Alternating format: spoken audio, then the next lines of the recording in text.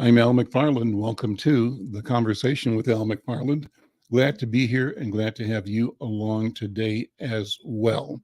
Today is Thursday, August 3rd, 2023.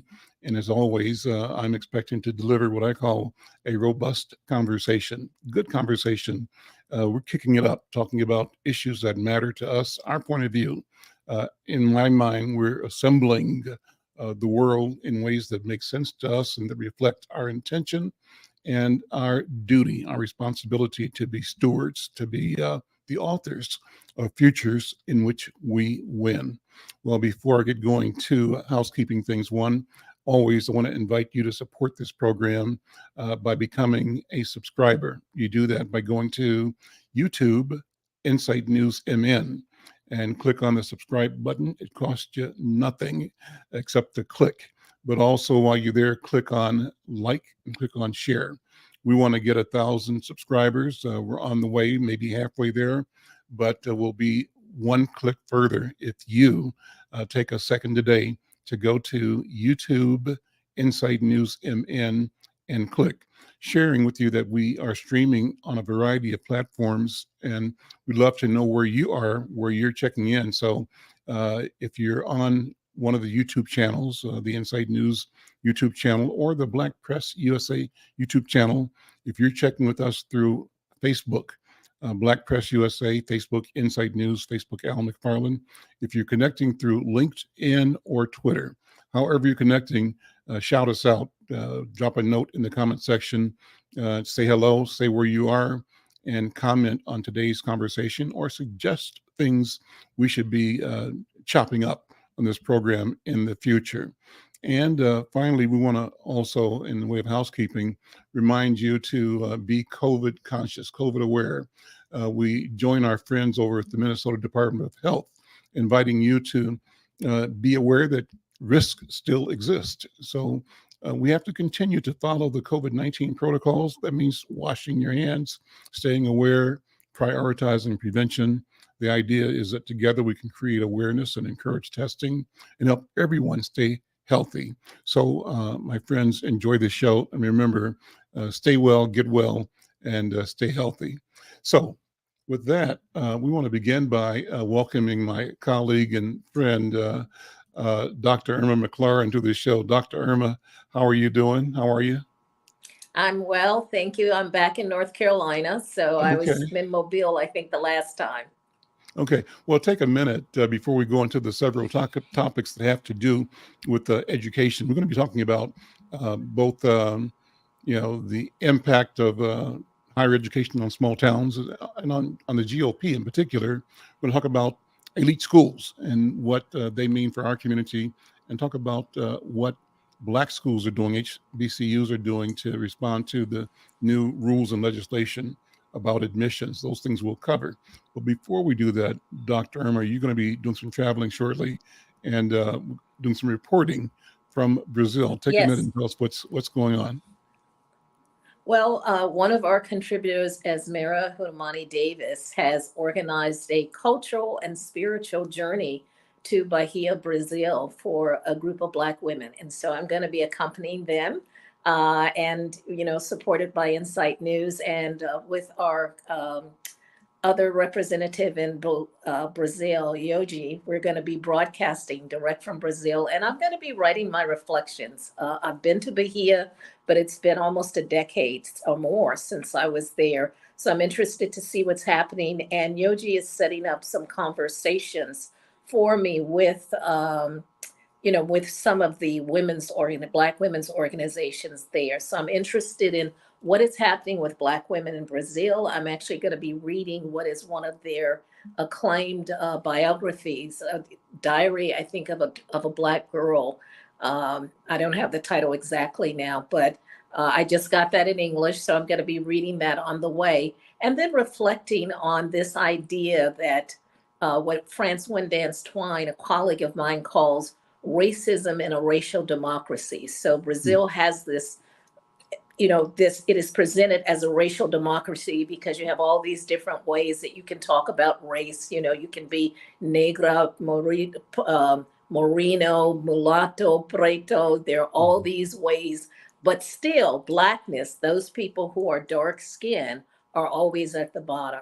So I want to see how much has changed since the last time I was there. And then what are the efforts of Black women in particular to shift the dynamics of racism in this racial democracy?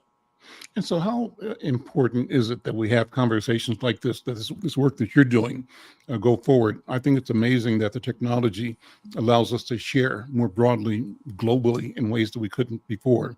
And given the impact and the access technology provides, how do you see change shaping up in the world, led by us, reflecting our will?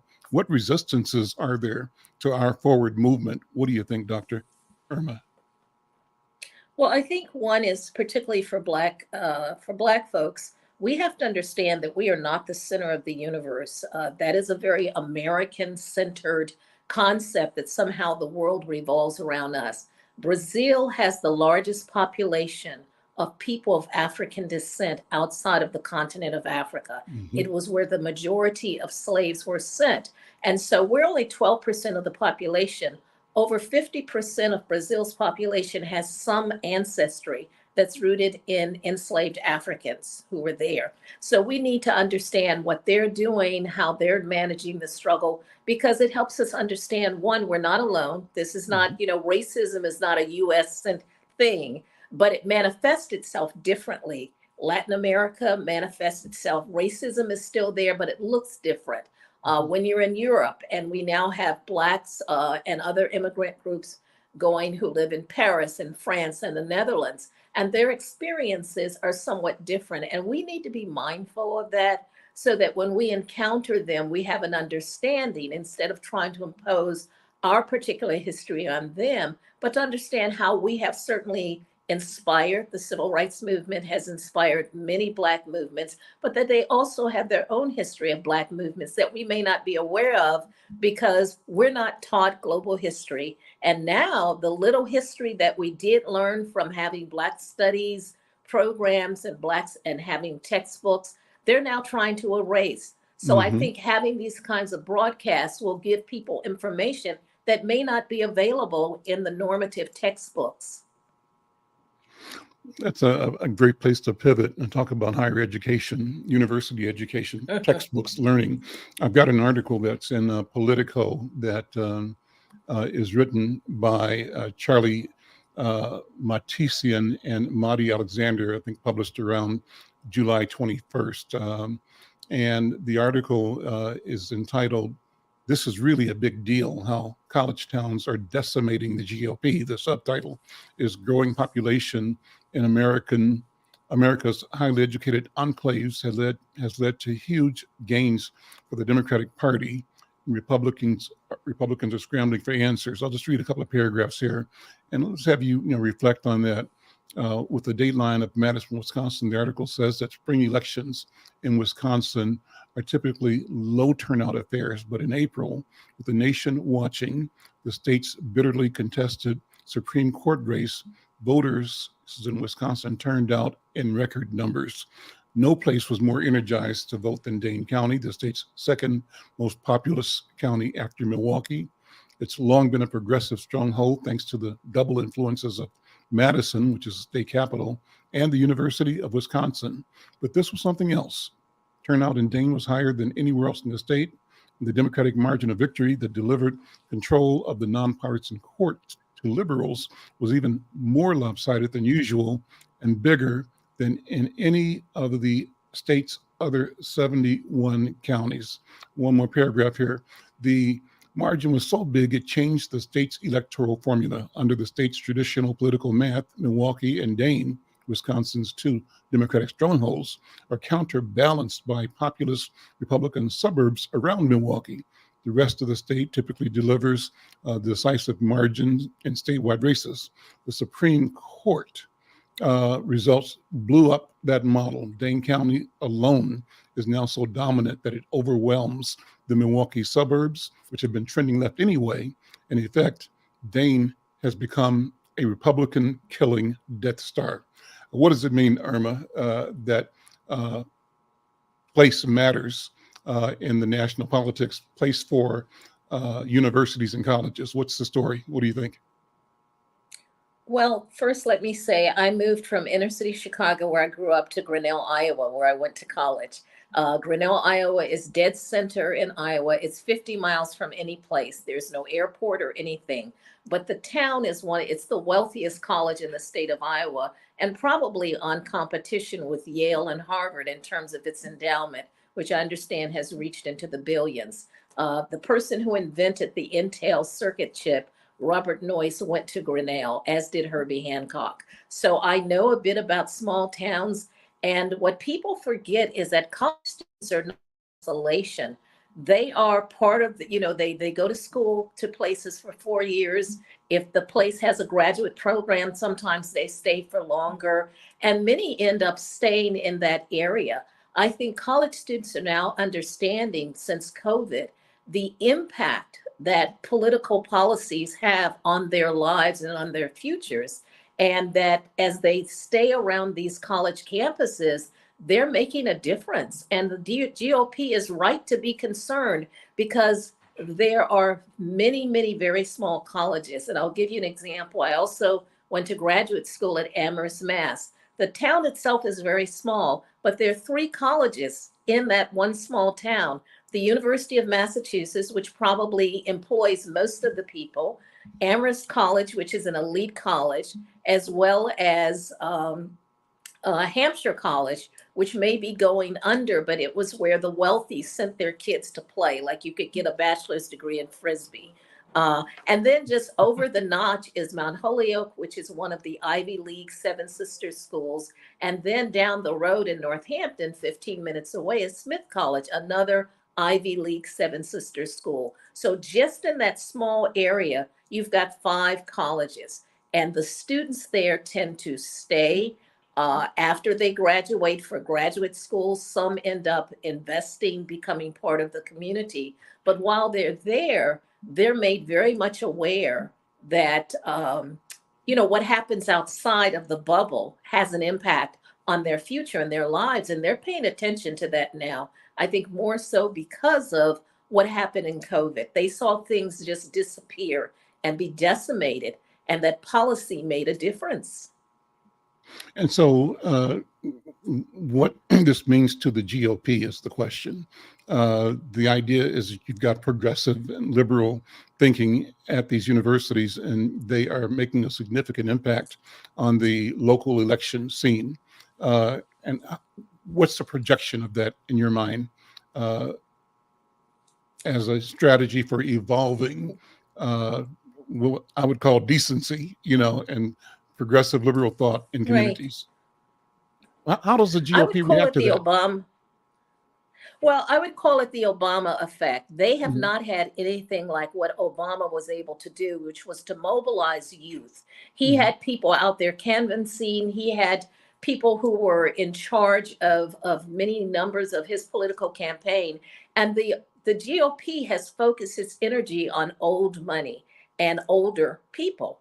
mhm, And COVID has eliminated a lot of people. A lot of older people were, whether they had money or not, COVID was an equal opportunity eliminator. It mhm, didn't care if you had money. Maybe you lived a little bit longer, but in the end, the human body reacts in the same way, and money mhm. does not safeguard you from that. It may prolong it. It may give you a little more relief, like we saw with Trump, who basically negated all of the kinds of things that people were being told to do to prevent COVID. And when he got sick, he and his family, they mobilized what he had 7 doctors, and he had the most advanced technology. So I think where the GOP has missed the boat is that they basically dismissed the youth.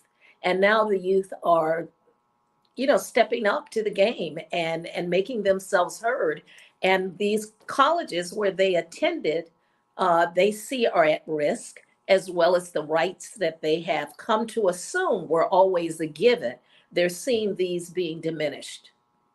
This isn't on our topic today, but I think we can't avoid talking about the indictment of Donald Trump by the federal government for the effort to subvert the will of the people by changing the outcome of the election. Any feedback, any thoughts, impressions, of both the coverage and the actual indictment delivered earlier? Well, Donald Trump is someone who likes to be on TV. And so whatever he does, he's going to be a spectacle. I would say the most dangerous person is actually DeSantis. Mhm. DeSantis is actually in a position as governor of Florida, and he is dismantling, he is firing people who do diversity, who are professionals. He is dismantling, he has also rewritten the history of what slavery was. You can no Mhm. longer talk about people being oppressed. You can no longer say that there were oppressors. And he wants to rewrite Black history so that it says that being enslaved meant that you actually had an opportunity to earn a skill that would serve you well if you got freed. I mean, it's ridiculous. And so I'm not so much concerned about Trump. I think he will always be a spectacle. It's the people behind him who are often not visible that we have to worry about, because he basically is an idiot. So there are other people, I've worked for the federal government. The president doesn't just run the show. There Mhm. are other people. When I worked for when I was at American Association for the Advancement of Science fellow, triple S fellow, we were given the talk, and there were people working in Congress, and they said the best thing you can do is to keep your boss from making a mistake. So our job was to sort of be on the lookout to see if this person was going to do something stupid. It is the people who are civil servants who have made a Mhm. career out of it who tend to keep the government afloat. Mhm. Political appointees come in, it takes some time to get acclimated, they're dependent. And so if we see when Donald Trump was in office, there was a lot of backtracking. He would say something, he would do something, and then his staff would have to backtrack and sort of correct it. I would say the dangerous person, if that person becomes real competition for Donald Trump, is Ron DeSantis, who's the governor of Florida. He's Well, let me dangerous say, because he's not an uh, idiot. Mike V has a comment. Mike V says DeSantis has no pathway to victory when the GOP's goal was to bring more Black voters to the party. Alienating them Hmm. with the anti-woke campaign has hurt the party. You agree with that? Yes. Yeah, great, great. Oh, absolutely. And also, he's going up against corporate giants like Disney, who are basically in favor of greater diversity. And so hopefully, if he does nothing else, he will just split the party in such a way so that nobody wins. I mean, that's my greatest hope, right? Well, so let me take it one step further. I was talking to a neighbor of mine yesterday, and the logical extension of this division, and we hear it more from the right and from the center than we have ever, is a civil war in this country, a split. Are you hearing that at all? Are we, in your mind, from Well, what you hear in the I community? I think there are people who there's always been anti-big government. And Hmm. this is the irony, is that the people who claim to not like big government are the people running for office to become government, Hmm. right? And it seems like they have an agenda to just disrupt and create chaos, which is really anarchy, in its truest form. People are saying that, but we've never stopped having a civil war. Maybe we don't have the armed until we had the takeover of the Capitol. There was no armed resistance, but racism and its institutional policies and structures have always presented barriers and opposition to the idea that Black people and Indigenous people should have full rights as citizens. That has always been at the heart of the conflict, and it is the mark, okay, the scar that is on democracy, is that on the one hand you have the ideals of a democratic society, and then Hmm. you have what is actually practiced, which is not democratic. So I don't know that we're moving towards a civil war, because I'm not sure that we ever extricated it ourselves from it. And the evidence of that was, in fact, all of the statues that were for the Confederacy, that Hmm. were on public campuses and in public cities. How could the people who lost the war have all these statues and monuments to them saying that they were the greatest when they lost? And so that says to me that there was always a sector, even if they didn't overtly agree with the Confederacy, in some ways gave them room and space to elevate their stature. So that civil war is still ongoing, and maybe it becomes more subversive. And now I think with the Capitol assault, that we see people being bodacious. I think what Trump gave them was this idea of being bodacious enough to say the most incredulous things, Mm-hmm. right? Mm-hmm. And people are coming out like that. But there's a price to pay. And I hope that they continue to prosecute them and show that there are consequences to basically assaulting. This is an assault on democracy. And so people will have to choose that no matter what their political beliefs in, if they believe in the principles of democracy, they're going to have to come out against this kind of movement. Any thoughts on the judge that's going to be trying the case in D.C.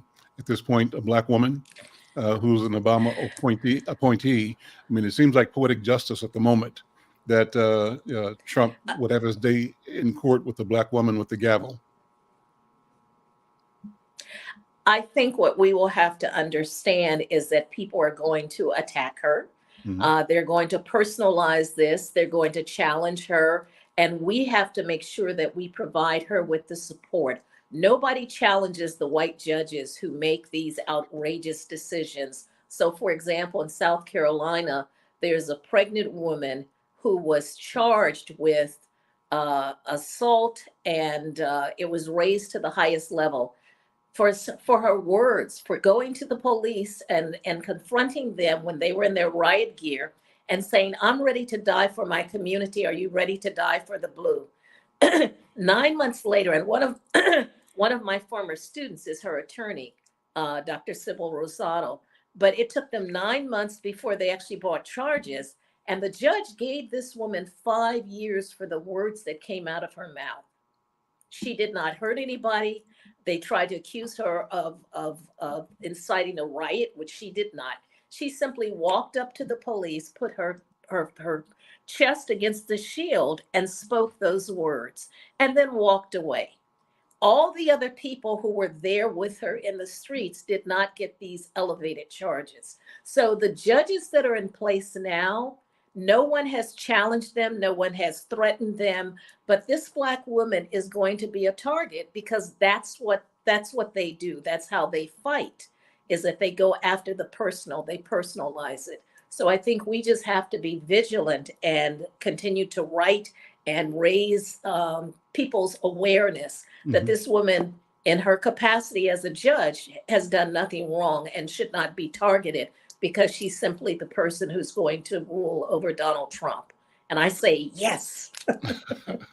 Let's pivot. There's a New York Times article I've got for us to talk about Irma, and the headline, it's an article that was published in July 24th. The headline says, "A study of elite college admissions data suggests being very rich is its own qualification." It's a piece by Atish Bhatia, Claire Kane Miller, and Josh Katz. And in summary, it says that elite colleges have long been filled with the children of the richest families, the Ivy League schools. 1 in 6 students had parents in the top 1%, and that a new large study showed that it's not because these children have had more impressive grades or on average took harder classes.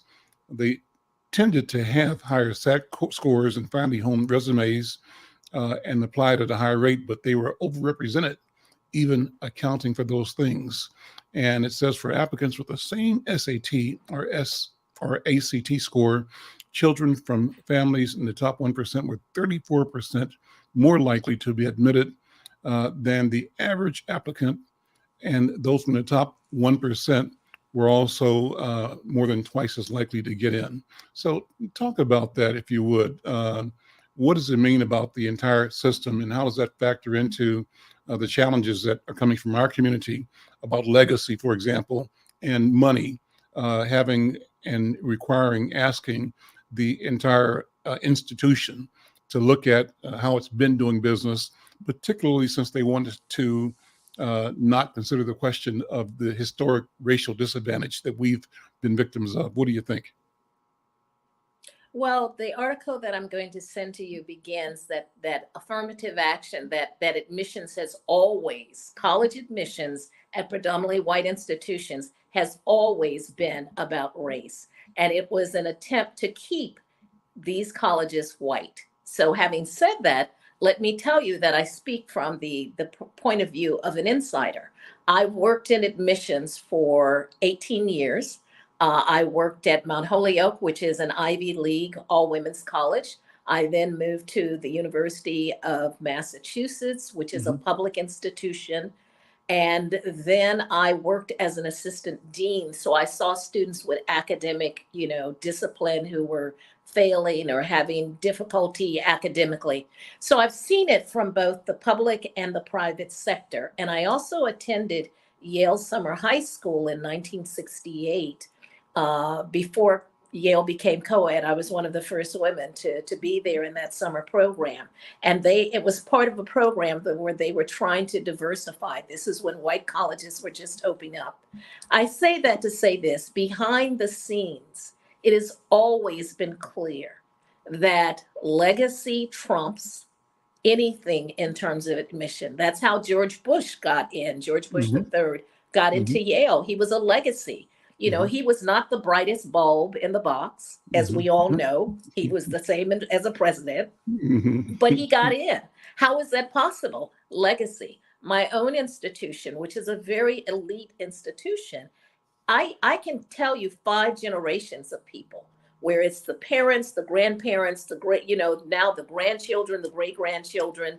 It goes back that far. And so in all of these, I even got a letter from my children when they were born saying, you're sort of a legacy. And had they chosen to go, it's probably likely they would have gotten in. And so this has always been the case. This is affirmative action for white people and for the Hmm. wealthiest. Hmm. And even if you don't have wealth, if you have someone who previously got in and you're a legacy, that trumps. And so when Asian students made their case, had they included legacy, we would not see, I think, the assault on affirmative action. Because had they included legacy, then those people who were making the ruling, many of them themselves are probably legacy people. Hmm. Because when the program at Yale in the summer of 1968 was over, Yale University hired a consultant to evaluate the program. It was called the Singer Report. And what he wrote was this. He said, this is a very effective program. It's very successful. It was bringing inner city kids, people from the reservations, Puerto Ricans from New York, poor whites from Louisiana, all Black girl from Chicago, grew up in the projects. All of us were there and we were being taught the great books, including books on, by, uh, you know, uh, Ralph Ellison and Richard Wright, in addition, alongside Mark Twain. And we wanted to burn Huckleberry Finn, but they talked us out of it. We were putting on plays by Jean Genet. But this made us know that here we were from all these schools that were not the top schools. And we were reading Antigone, we were reading Hegel's Phenomenology, we were reading the Communist Manifesto, and no one told us that we shouldn't understand it. Right. So the report said this was and there's a documentary about it that the director made. They fired him. The Singer report says that this was a great program. However, it was not the mission of Yale University. Yale University's mission was to educate the 1,000 or whatever the number was of white young men to become leaders. Hmm. That is what the agenda is of these elite institutions, is to create those leaders. Hmm. And in that sense, those leaders are de facto white. And Hmm. so they will do everything, no matter how diverse they get.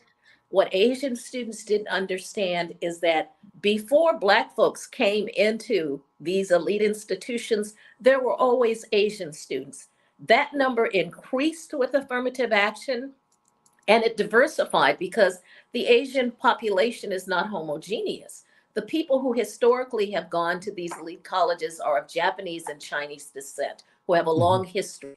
But if you start adding in newer populations of Asians who've come to this country, the Vietnamese, the Vietnam baby airlifts, people who are Hmong, Laotian, they Thai. tended to be fishermen. They came from more rural families. And so their success rate in terms of high school completion is actually on par with what we see with urban, African Americans. Affirmative action opened up space for that more diverse kind of Asian population to get in. Mhm. So by assaulting that and getting it sort of eliminated, they've basically stymied the opportunities, not only for potentially Black students at these elite institutions, but also for Asian students who are not of Chinese or Japanese descent, who don't come from privilege, right? So it was a mistake. Had they put those two things together, I don't think we would have seen the same ruling, because to attack the legacy meant that these people who are making the rulings would be limiting the opportunity for their own children down the road, and they're not going to do that. So it was a misdirection in some ways, and the real culprit, excuse me, the real culprit in all of this is really the legacy. Elites to some extent, athletes to some extent, right? And here is something I always said. How Mhm. is it that these elite institutions can find athletes from inner city schools who are, from these, but they can't find the science students? It's the Can't find same scholars. school. Yeah. So they can't find scholars. So how is it that you can go and find the top basketball or football player at these schools, but you don't stop and say, hey, by the way, do you have any good science students or any good students in math or literature? And so it's always been a phenomena to me, because the emphasis was on that. Mhm. And as the report points out, and this is the kind of work that Ford was doing, Ford Foundation was funding back when I was there in 2005 to 2007, was looking at sort of how in third grade you would have like it was almost like a route to prison. In the Mm. third grade, they said schools could predict what Black kids were going to go to prison. Mm. And so they were exposing how these kids were being set up. They weren't learning, they weren't being literate, they couldn't read, they couldn't write. And so by the time they reached seventh or eighth grade, they're already at risk. And some of them are already in the system, Mhm. right? So these kinds of studies, they unpack and they reveal some of the issues. But the problem is that it's not going to change anything. I mean, that's the irony, is that Mhm. even knowing this, they will come up with some explanation, but they will still continue to admit the legacy, because in truth of fact, legacies, particularly those who are wealthy, are the ones who are funding them. They're adding to the endowment, they're having the buildings named after them. This is something that they've come to rely upon, the alumni. And when I was the first assistant director for minority admissions at Mount Holyoke College in 1974. I was the only one. Mhm. And alumni are a critical part of how they recruit students. So alumni direct the admissions people to what schools they should go to. Well, if the alumni come from elite schools, what is it that you're probably going to go to all elite schools? Yeah. You end up staying with those alum. Mount Holyoke was a little cheap, so I had to stay in the alumni's houses. Um, and so you see how they operate. They have certain schools they go to, certain counselors. So it's a kind of trend, if you will, that is going on. And I think people need to understand this is normative. This is what Mhm. all elite colleges do, whether they have $1 billion endowment or whether they just have a few $1 million. This is how they operate, because they rely on those alumni to then give back, you know. So Let, let, that's part of it. well, let's pivot to the impact of this environment on HBCUs. There's an article by Stacy Brown, who's the editor at the National Newspaper Publishers Association. It's appeared in several of our newspapers around the country. But Stacy writes that in the wake of the Supreme Court's recent decision to end affirmative action in college admissions, Historically, Black colleges and universities have taken steps to adapt their admission policies. With the expected increase in applicants, HBCUs reportedly are gearing up to become more selective, aiming to maintain the quality of education they provide.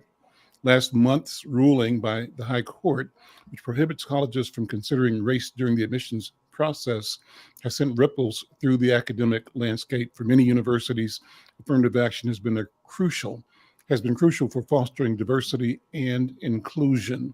And while not entirely unexpected, this decision poses a significant challenge to HBCUs, which have historically played a pivotal role in educating Black graduates and promoting racial diversity. So let me stop there, Irma. You again are in the middle of this situation as a college president, as an admissions officer, as an educator. Let's unpack that. What are the issues for HCBUs given the recent court decisions? So first, let me say that I had the privilege of working as deputy provost at Fisk University in Nashville, Tennessee, which our producer is an alumni of. I also I founded the Africana Women's Studies program at Bennett College for Women in Greensboro, North Carolina. I was president at Shaw University, and I've also been tenured at University of Florida. I got my degrees from University of Massachusetts, where I worked in admissions.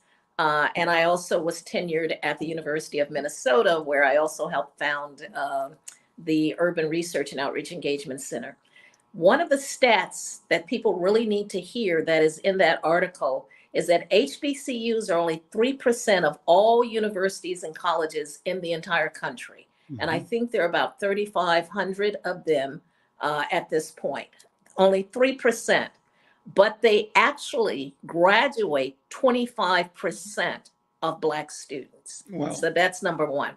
Yeah. The other stat that's not in there, but that I know because, we used to look at STEM, is that 85% of all women who go into the sciences graduated from either Spelman or Bennett. 85% of those who go on to get PhDs in the sciences in STEM got their undergraduate degrees from an HBCU, and for women, particularly from either Spelman or Bennett College for Women. That is an extraordinary, fact, okay, is that we would not have all of these Black women in the STEM area were it not for HBCUs. So one of the things people should also understand is that many HBCUs don't have Black studies programs. Okay, Clark Atlanta has a Black Women's Studies program, Spelman has one, but many of them don't have specific Black studies curriculum because they were by definition the embodiment. They had the Black scholars. So for example, at Fisk, Anna Bontemps taught there. You had people, Aaron Douglas did the paintings on the wall in the library at Fisk, okay? He created the murals. So they were the embodiment of Black studies as opposed to the theoretical literature on Black studies. And I think that is what makes the difference. Yeah, the environment itself was. Exactly. You were drinking. Yeah. When I was at Fisk, there was a professor there who had been in the Harlem Renaissance. He was like 90 years old, and he'd sit in the library. I think he was still teaching one course, and people would just come and absorb. I mean, just listening to him, who he knew personally, was an entire course in the Harlem Renaissance because he knew them. He wasn't reading about them. He actually knew them and could talk about them. Yeah. I remember I lived in the apartments and walking past Anna Bontemps' house. I mean, just the fact that I was going to walk past the house that Anna Bontemps, one of the great literary figures of the Harlem Renaissance, had lived there. It's like phenomenal. There was an artist there who had trained with Aaron Douglas, to talk to him about what that was like. These are figures that people may not know. And in some ways, Jim Haskins has been who you did the whole issue to, has been telling us that story of that history. He has done the biographies of some of these people. So for HBCUs, what's going to happen is that people now want a place that is welcoming, because it's not clear that PWIs, predominantly white institutions, are going to be safe spaces for Black students. I remember when the Grutter ruling came down, University of Michigan, that they could not use race to some extent. What we saw was that institutions immediately eliminated scholarships that were specific for Black students or my historically underrepresented minority students and Indigenous people. The Ford Foundation changed its name from the Ford Fellowship for Minorities to the Ford Diversity Fellowship. And while it still used one's identity as a factor, it was now open up to whites. Sure. And that changed the dynamics. It had a separate listserv. And when white students get on there, they have a very different understanding of while they're there. Many of them, there were some who really were committed to diversity, but some of them just learned, just like they learned to write the right essay to get into these elite institutions, they get tutoring. And I know that there are companies that specifically pay people almost $200 an hour to help these students write these essays so that they can get into these institutions. Parents hire them. So they not only get coached with the SATs, but they also get coached in how to do an interview, how to write the right kind of essay, because it's a process. Now, having been an assistant dean, I have seen students with board scores that were straight 800s across the board flunk out. Okay. In other words, because you test well does not mean you know how to perform. Right. And so I had the advantage of seeing these elite students sometimes have academic difficulties. And I also was on the opposite end of getting the phone call from the state senator. Ted Kennedy's office was very good about calling up our office and say, well, we have this student that we have some concerns about, and we'd like you to take a look. And since we couldn't discuss the student specifically, my standard reply is that, well, I can't talk to you specifically about the student, but my suggestion is that you ask them to show you their transcript, because I'm looking at it. And this student has a 1.5 after like 3 years. And mathematically, it is impossible, even if they did a 4.0, which is a straight A average for 3 semesters, they can't come up to a 2.0. It's just mathematically impossible. So I would simply say, why don't you ask that student to share their transcript? And we never got a second call back. But that kind of intervention is normative. So legacy, political, the influence that parents have, political interventions, these are the ways in which elites get into these institutions, not just based on, the fact that it's merit is a myth. In the future, it's merit Irma, and. I want to have a conversation with you about alternative strategies. How do we both grow and maximize the potential for HBCUs to deliver quality education, learning for our people? But are there other systems now based on technology for learning that, as Greg Carr would say, means the community can jailbreak the ivory tower, that learning itself can be perceived as a process that's not limited to the traditional, but we can't talk about it right now. Irma, thank you so much. Hang loose. I want to bring my next guest in and spend the last part of the program talking about books. And W.D. Foster Graham is here. Brother Foster Graham, how you doing? Good, Al. It's great to be here one more time. It's great to have you here. Great to see you always. You've got an author that you want to introduce us to, so I'm going to go straight to you. And if Irma's available still, you can jump in the conversation as well. Irma, I know you love books and literature, but let's introduce our guest today and have you start that interview. Thank you, Al. Well, our guest author today is an award-winning author and essayist, a TV producer, a musician, and he is an unabashed chess nerd. He is an Amazon best-selling author, a native of Chicago, and he is the recipient of the Page One Award, also local Emmys. I had the honor of meeting him through Minnesota Black Authors Expo, and also the pleasure of hearing him share his work. So without further ado, it is my great pleasure to introduce two conversations from now McFarlane, Brother T. Aaron Cisco. Brother Cisco, welcome to the program. How you doing, man? I'm doing well. Thank you for having me. Yeah, well, let's talk about you. Tell people who you are and introduce yourself and your work, your vision, and your book. Well, I'm just kind of like W.D. Foster Graham so graciously explained. I'm a big nerd, just putting it flat out. I read a lot, like science fiction, fantasy, just computers, chess, love chess. That was kind of my escape. I was a nerdy kid growing up. Now that I'm all grown up, I'm just a nerdy adult.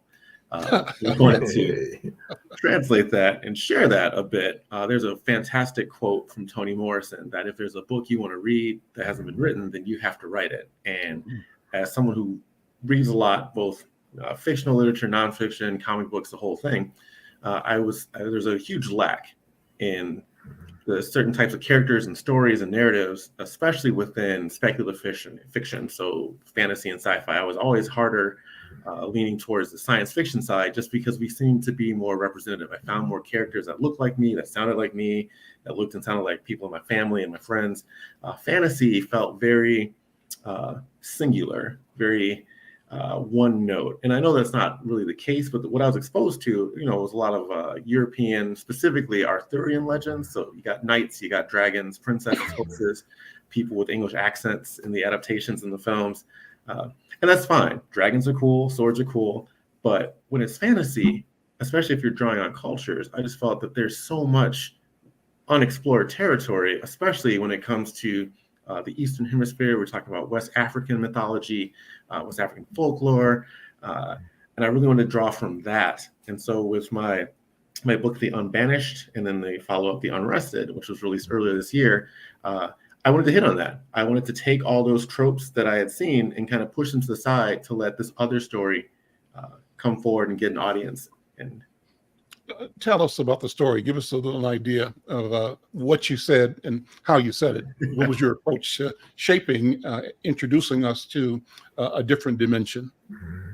Absolutely. Well, actually, the process was kind of fun. I wrote down the 10 things I found most annoying, the 10 aspects that I just couldn't see anymore. I couldn't take any more of it in fantasy.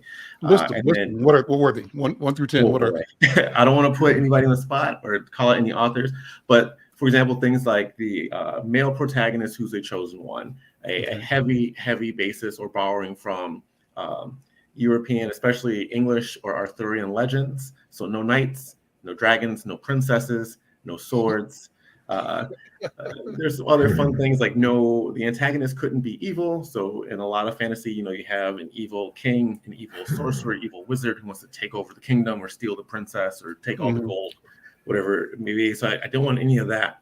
And so when I got rid of those tropes, what I was left with was a lot of fun. So the main character of The Unbanished is a Black woman named Orianne. She's a pacifist. She's academically minded. She's very scholarly. She is very skilled when it comes to physicality. If she has to fight, she can, but she prefers to think her way out of hard situations. What's the time setting, present or the future? So it's sort of like a lot of good fantasy. It takes place in an alternate world.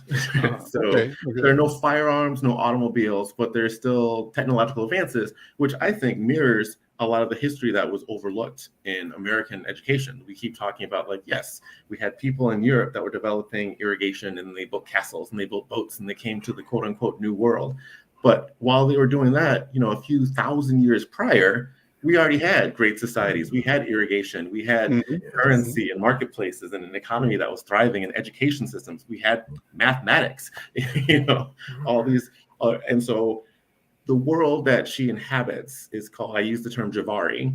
And it's basically kind of a mirror and allegory for a lot of the overlooked history that we actually have in the real world. They have a very complex social system, social structures. They have a very nuanced and sophisticated system of governance. They interact with each other just the same way that we do. They have education, they have professions. And Orianne when the book begins is at the end of her tutelage, which would be equivalent of someone going to university. She's being trained and she has to now choose her path in life as a profession. Now, because she's so skilled physically, her biggest concern is that her mental skills will be overlooked, that they will see her as like, you're strong, you can do this great. And I don't have to tell you all, that's definitely something that I think a lot of folks in our community can relate to. It doesn't matter. I'm 6'2" and in fairly decent shape.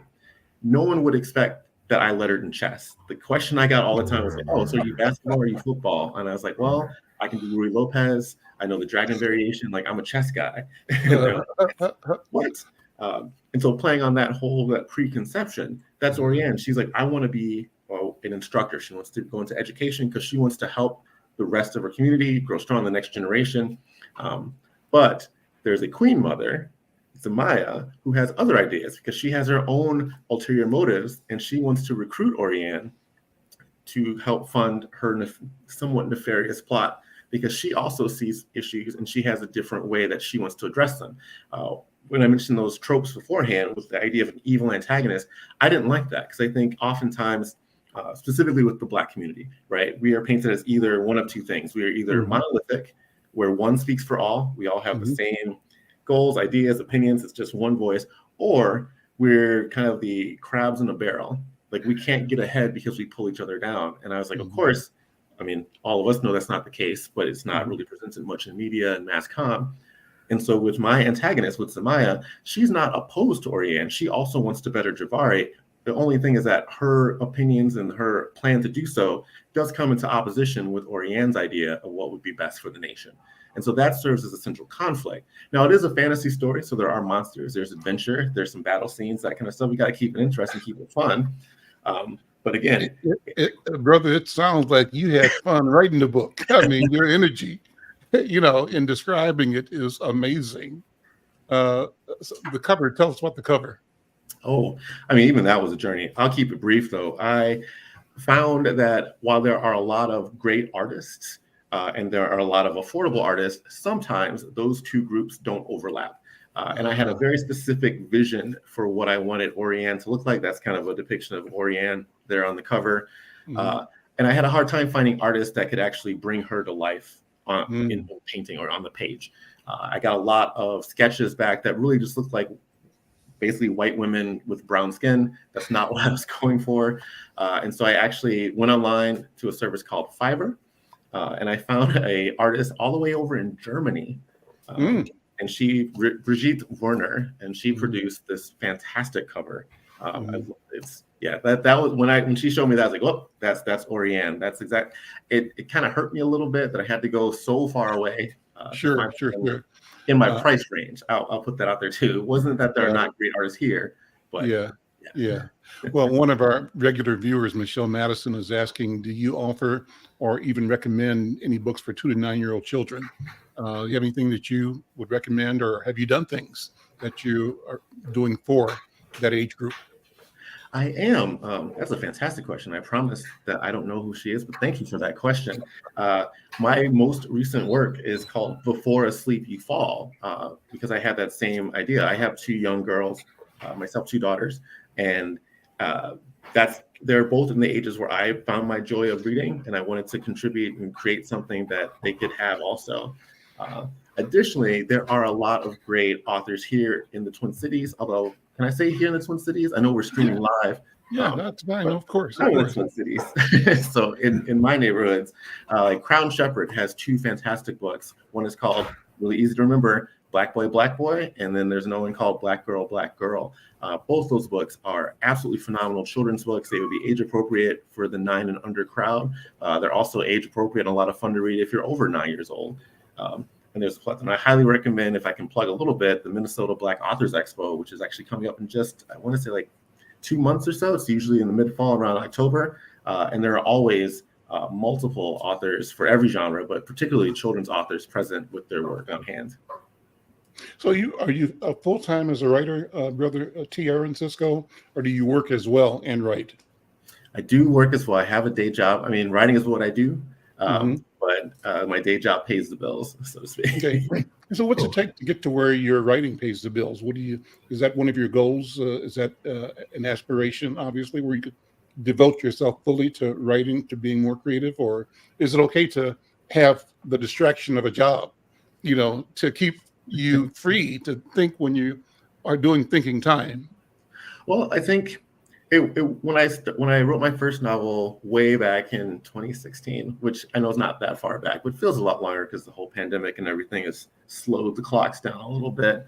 That was my initial goal, was to just say, you know what, I want to be an author. I'm going to get these books optioned, and then I'm just going to write off. I'm going to be a Toni Morrison. I'm going to be a James Baldwin, heck, be a George R.R. Martin type. But in writing the books and seeing the reaction from readers and folks going to conventions and other events, that pull hasn't been as strong anymore. Of course, it would be nice, like if someone shows up and says, here's a very large check and now you don't have to worry about money, you can do what you want. I probably wouldn't go into the office anymore. I would just stay home and write.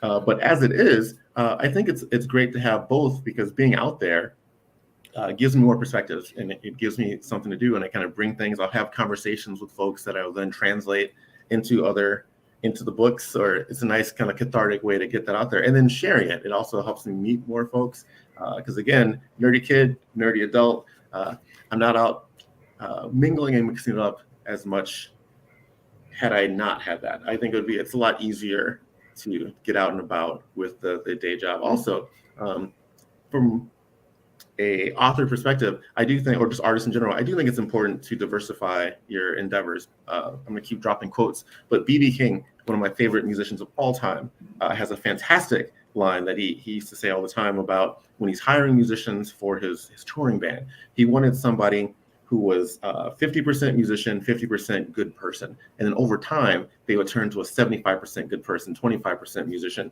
And the way he found that out is that through their influences. He's like, someone who is only interested in sitting at home and running scales and practicing the different songs and pieces over and over and over again, well, they don't really understand. They can't put that emotion to it. If all they know is just like the notation on the page or the music being performed, but they don't understand the experiences or the life that's lived that influenced and inspired and created those notes on the page, well, that's not going to be as good or as interesting or as engaging of a artistic work. And I feel a little bit the same way about writing. I think that authors are fantastic. I'll speak for myself. Like, I love writing. I love expressing myself through prose. But I think if that's all that I did, I think there would definitely be a difference in the not the quality per se or the tone, but there would definitely be a sort of a paradigm shift in terms of. Listen, we're out of time. Brother T. Aaron Cisco, Brother W.D. Foster, and again, thanks to Dr. Irma. She's still in the background there. Irma, thank you for being here. Let's have more of this conversation. I love to talk about the process of being creative and the mechanics of it, as well as the creativity. I'm Al McFarlane. This is The Conversation with Al McFarlane. Thank you for being here. We will see you next time.